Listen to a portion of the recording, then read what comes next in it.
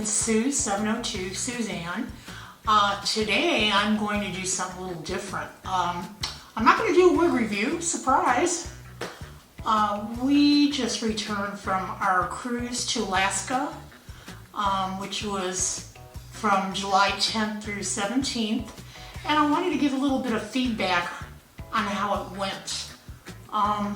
Lots of things we loved about it, a few things we weren't so happy with, but I thought the best thing I could do is to give you a little bit of insight as to what to expect in case you're planning an Alaskan cruise yourself. First of all, I got to disclaim something. I'm not a travel expert.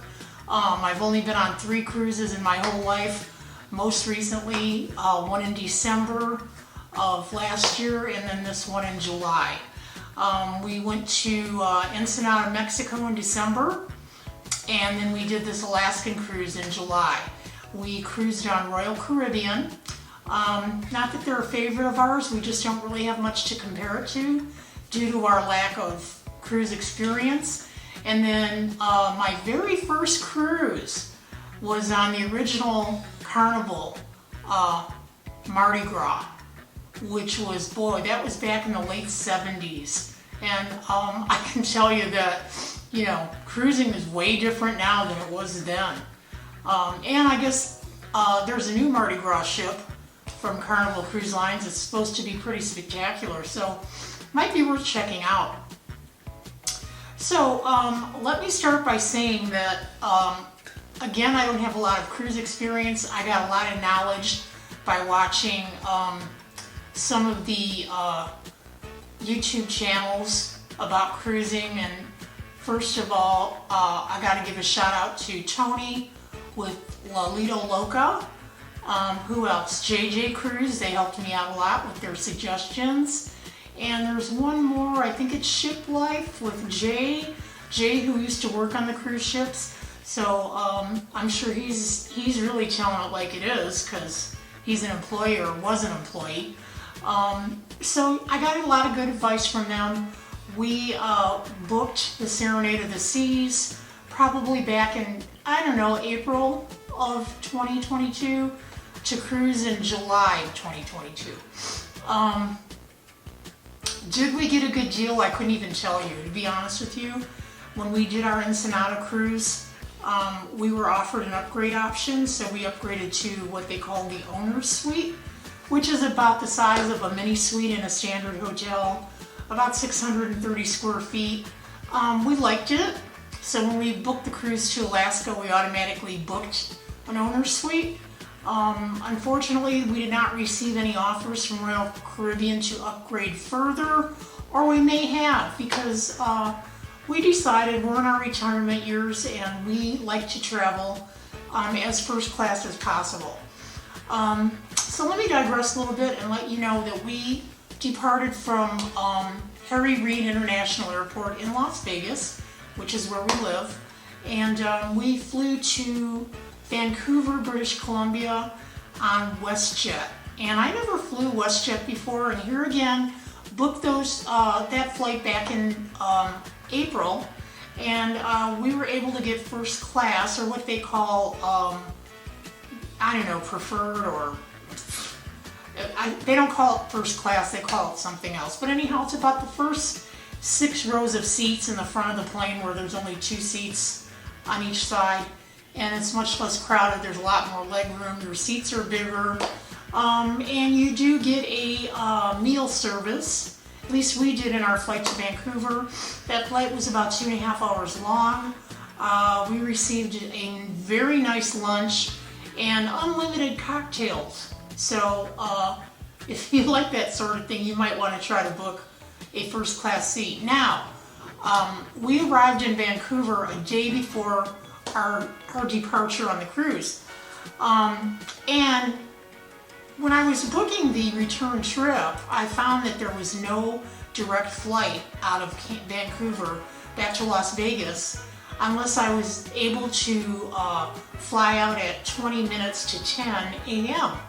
Well, as you know, if you've disembarked from a cruise ship before, you never really know what time you're going to get off the ship. And we requested the latest disembarkation time, which was 9:40. So obviously we would never have made it to the airport in time. So what I did was rearrange that flight for our return trip, spent one more day in Vancouver, and flew back economy class, which, hey, you know what? It wasn't bad. It was okay. It was a very smooth flight both ways. I would say coming back though, we did not have a food service. We just had a cookie and like a little half a cup of soda, Coke or whatever. So keep that in mind. If it matters to you that you're on a 2.5-hour flight and you're getting a meal or not, you might want to consider. But to be honest, we just broke even with changing our flight plan. It would have cost us $1,700 more to switch from one day to the next to fly back from Vancouver to Las Vegas first class. So, you know, the heck with that. We just broke even and took the economy class coming back. Okay, enough about the flight. Now, we land in Vancouver. We checked in at our hotel, which was again a day before our cruise departure.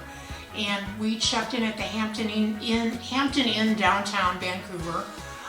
Very nice little hotel, no complaints, very nice accommodation. There's a lot of high rises. The whole flavor of the city is very quaint. I really like Vancouver. We spent one night there coming and one night there going, so we didn't have a lot of time to explore. It was a very smart move to stay the night before in a hotel. I've heard this recommended by other people doing cruise reviews. You don't want to run into any delays getting on your ship. So yes, definitely stay in a hotel the night before. We Ubered or taxied. It was very inexpensive. There's not a lot of Uber service in Vancouver at this time. Don't know why, but we did take a taxi from our hotel to the cruise port, and it was minimal. I want to say $12, not a big whoop. So anyhow, the embarkation process. Oh my God, can you say cattle drive? Listen, I'm not a fan of standing in a line for an hour and a half, and that's pretty much what we had to do. On embarkation day, I mean, the line of people was endless. It snaked around the whole building. And I will say Royal Caribbean, to their credit, seemed to have it very well organized. They seemed well staffed. I could see that everybody was, like, it was all hands on deck to get everybody checked in. There was that, and then the customs, like I said, probably a good hour and a half getting into the ship. Now, I have a little bit of a beef because I think that, you know, when you upgrade to a suite, you do get some perks, and one of those perks is an expedited check-in. And when we inquired about that, we were just told, okay, get in line with everybody else. Which, you know, I found a little bit upsetting because we dropped some money on this cruise, you know. Not that I wouldn't do it again, but our embarkation process when we went out of the port of Los Angeles to Ensenada was flawless. I mean, we were in and out, there was no line, it was great. Again, we were cruising December 10th, I think it was, and you know, the cruise lines are not even all 100% running yet, and it was close to the holidays, so maybe there wasn't a lot of people on board on that ship. Maybe we just got lucky. On this cruise though, I would say I'm sure it was booked to capacity, and there must have been 4,000 people checking in at the same time. At least that's what it looked like to me. Okay, fast forward, we go to our cabin, get our keys, find our cabin. We decide, oh, we're hungry, we're gonna go check out the buffet. Well, us and 4,000 other people had the same idea at the same time, apparently, because I'll say it again, freaking cattle drive in that buffet. It was horrendous. It was unfortunate that they didn't time groups of people checking in appropriately as far as I was concerned. Now, I know a little bit about checking into accommodations as I was a front desk agent at the Flamingo Las Vegas for 20 plus years. So I know all about handling a line, I know all about getting people to their rooms, or in this case their cabin. I don't know if they're doing the best possible, doing it the best way they could. Obviously, they're in the cruise business, I was in the hotel business, two different animals. Okay, anyhow, we check out the buffet, we have something to eat, we go back to our cabin where I will show some footage of the inside of our cabin. Again, it's called the Owner Suite, it's about 630 square feet. We paid full price, probably rack rate, I'm not sure. I'm sure people could get that accommodation for less, but when I tell you that our whole cruise vacation along with flight was probably over $10,000, I'm not kidding you. And it was a 7-night Alaskan cruise. So, we get on, we did one excursion during the trip. And the reason being, I didn't really know what to look for in Alaska. I thought, first thing glaciers, second thing whales, third thing bald eagles, fourth thing scenery, maybe not in that order, okay? Oh, Northern Lights, I thought about, wow, maybe we can see the Northern Lights. Well, how about no? We didn't see anything like that. We didn't see a whale. I did not see one whale. I didn't see a glacier. Somebody said, oh yeah, we passed a glacier. Maybe, I don't know, when was it? Was I sleeping? Where was I? Was I on the wrong side of the ship? I don't really know. So, no glacier for Suzanne. No whale. No bald eagle. What I did see when we did our shore excursion, we only did one shore excursion, which was at Ketchikan. It was the Potlatch Totem Pole Park and Lumberjack Show. We did do that, and I've got some footage of that too, and it was, wow, it was a very wet and rugged experience. Okay, let me digress a little bit. I did ask a question on one of the YouTube channels in the comments. I said, maybe it was Tony's channel. I said, hey, I'm going to do an Alaskan cruise. Does the cruise line provide umbrellas in your cabin? Well, nobody answered my question. I just popped for a couple of $10 umbrellas on Amazon, packed them, they're collapsible. And fortunate that I did, because our cabin did not have umbrellas. Now, not to say that they wouldn't bring you a couple umbrellas if you request them. I don't know. I'm guessing that maybe if they put them in the closet, people take them. Could be possible. It's the nature of the beast, if you know what I mean. Okay, so definitely make sure you have an umbrella if you go to Alaska.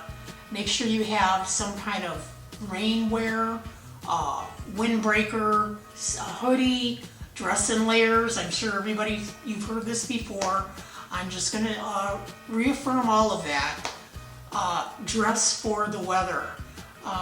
And the whole time we were there, it was a 7-night cruise. We only had one day that wasn't overcast, cloudy, or raining. So, in the day that we finally had a little bit of sun breakthrough, we didn't go off the ship because we were to the point of, why bother? You're going to get wet, it's cold. Oh, when I say cold, I'm going to say maybe 50 degrees, which to me, I'm from Las Vegas, 50 degrees is freezing to me, okay? My husband thought probably I was a big whiner, but that was cold for me.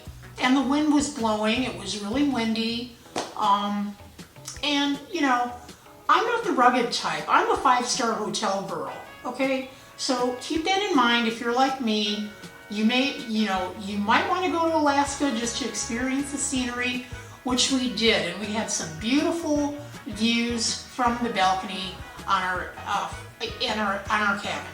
So, but getting out there and hiking in the woods and the forest and whatever. That's not me, not who I am. Sorry. Okay, so what else? Okay, let's talk the meals on the ship and the quality of the food. Okay, now you know these cruise lines push these specialty dinner packages, and for good reason, I'm guessing, because I found that the dining room meals to be a little substandard, at least in my opinion. One evening I ordered chicken cordon bleu, and I actually have footage of it. Chicken cordon bleu looked like it was microwavable. When I say I worked at the Flamingo Hotel for 20 plus years, they had an employee dining room, the EDR, and I think they used to serve the same chicken cordon bleu to the employees. Only guess what? It was better. Seriously. So I was really kind of unimpressed, underwhelmed with the food selection. And I hate to say that, maybe we just chose an off night, because most of the time we did room service and ate in our cabin. And by the way, when you upgrade to a suite, you have 24-hour room service. We really took advantage of it, and well worth it. We loved it. You can eat out on your balcony. In the suite, you have a little dining room area. It's great. It's just perfect. We like to lay low. We are people that like to party all night, sleep the morning away, and not be on anyone's schedule. And that's what we retired to do. And that's what we did on our cruise. Now, we did spend some time in the casino. Any fool knows that you'll never win any money on in a casino on a cruise ship. Well, that was my experience the first night. The second night, I went down there. They had a little promotion going on that if you have your room card in the machine and they call your name, you get $100 in free play. So I'm sitting there, and all of a sudden they call my name, and I'm like, God damn it, that's me! I actually won. I couldn't believe it. Well, let me tell you, that $100 in free play, I did parlay that into $175. I came back to the cabin with about $355 that night, and then the following night I tried again, and I came back to the cabin with about $555. So I would say, in all, the casino experience was a huge success for me, at least, because, you know, I think gambling on a cruise ship, being from Las Vegas, I think gambling on a cruise ship is a big, you know, you're taking a big chance. Okay, so that went pretty well. Let me think what else. The suite lounge. Okay, when you book a suite, or if you're at a certain level with their loyalty program, you get invited to the suite lounge. Now, the suite lounge is on the top deck of the ship, and from 5 to 8 p.m., we were invited to the suite lounge where we could have unlimited cocktails and hors d'oeuvres. And let me tell you something. If you're going to book a suite, you do not need to book a drink package or buy a drink package. For that reason, you can have unlimited cocktails from 5 to 8 p.m. Any kind, I don't care. You know, if you want a frozen margarita or pina colada or something like that, they'll go to the bar next door and get it made for you and bring it back.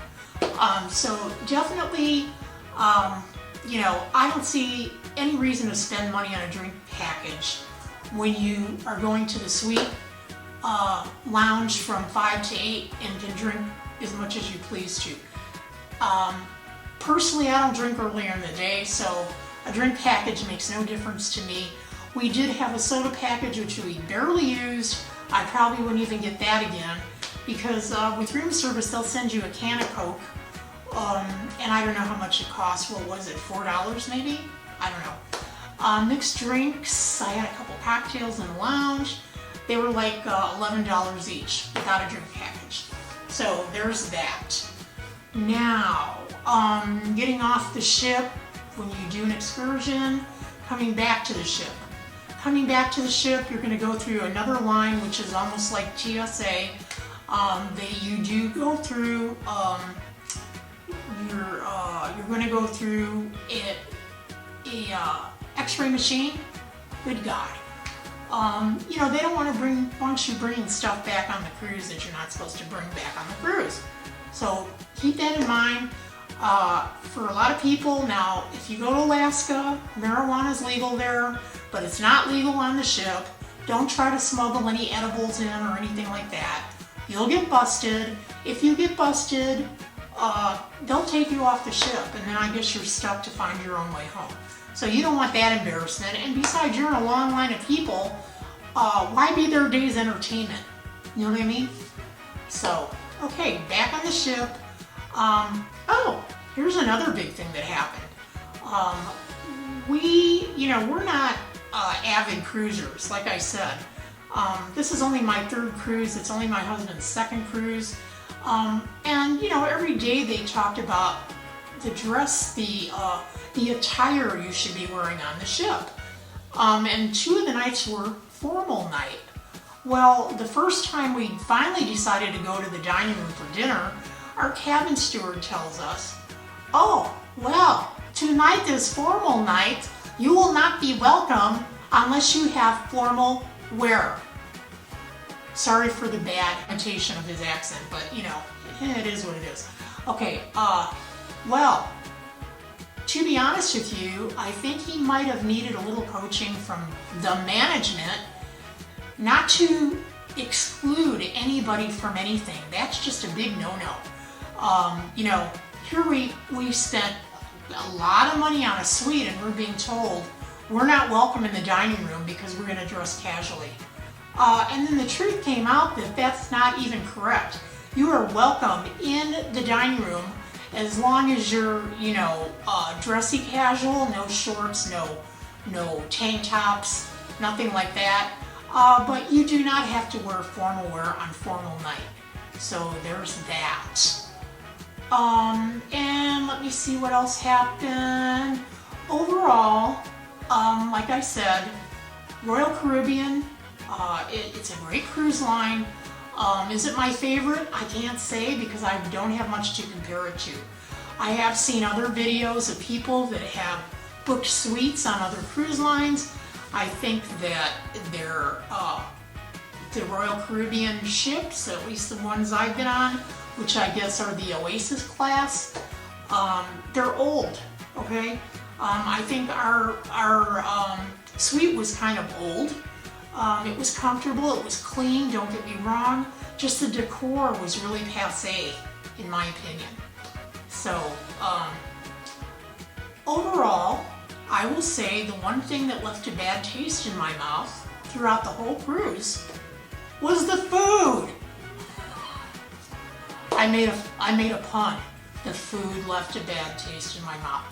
Well, seriously, for years, going on a cruise, the claim to fame is, oh my God, the food on a cruise is to die for. Well, no. Like I say, unless I didn't eat in the dining room on the best night to eat there, I wasn't all that impressed with the menu. And the food was kind of, average, in my opinion. There were not that many dining choices later in the evening, except really for room service. But at least we did have that, so we were grateful for that. So, the cruise to Alaska, we've taken that off the bucket list. Was it fun? Yeah, a cruise is fun. I don't care where you're going to. You could put me on a cruise ship, put me in the middle of the ocean going in circles for a fucking week, excuse my French, and I'd love it anyhow because I just like the whole cruise life, the whole cruise experience. Now, these ports of call, I don't really care that much if I get off the ship or not, to be honest with you. There might be a few places I'd like to see that I haven't been to, like maybe Hawaii. I'd probably get off the ship on a Hawaiian island, but it's my understanding they're pretty commercialized now too anyhow. So when I go on a cruise, it's just for the relaxation and comfort, being pampered by the staff. I might be more inclined to do a spa day, get a facial, get my nails done, do something like that, which I can do at home too, so there's that. So that's pretty much my review of our cruise to Alaska, we did cruise on the Serenade of the Seas. Coming back, same thing. We came out of Vancouver when we got off the ship. Thank God we didn't have to get to the airport right away because, again, a good clusterfuck, okay? I'm gonna be blunt, that's what it was. We were in line for about 2 hours trying to disembark. And when I say there's no escape, what I mean is you can't get out of the line once you get in the line. There's no exit. There's just no way to get out of the line except to get to the end of the line, which is 2 hours long. So, I don't know, I guess there's other options if you want to cruise to Alaska. You can go through Seattle, maybe it's a better situation, getting on and off the ship, I don't know. But, so that was our experience with cruising to Alaska from Vancouver. Would we do it again? I'm gonna have to say no. And I don't blame the cruise line, I just think that it's the nature of the beast. And so there you are. There is my review of our cruise to Alaska in July of 2022.